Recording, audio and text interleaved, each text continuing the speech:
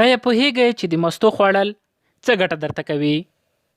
که چیرې مو تر اوسه زموږ چینل نوی سبسکرایب همدا سبسکرایب بټن ووهئ د ویډیو لاندې، بیا په دې بچن کې د بیل بټن باندې کلیک وکړئ، وروسته په آل باندې کلیک وکړئ ترڅو هره ویډیو په خپل وخت تاسو ته در ورسیږي. د مستو په خوړلو سره د انسان بدن د مدافع قوه زیاتیږي. د روغتیا پوهانو په اند د مستو په خوراک سره د بدن دفاعي نظام تقویه کیږي، ځکه چې په مستو کې د پروبایوټیک موادو د وجود له امله بدن ته بکتریاوې په اسانۍ سره نشي ننوتلی. په مستو کې کلشیم هم شته چې د هډوکو د روغتیا لپاره زیات ګټور بلل کیږي. د دې ترڅنګ د نزلې، زکام او نورو ناروغیو مخه هم نیسي. همدارنګه مستی د وینې غوړ کنټرولوي. مستی حافظه قوي کوي. مستی د معدې ناروغیو مخنیوی کوي. مستی د ژیړي ناروغۍ درملنه کوي.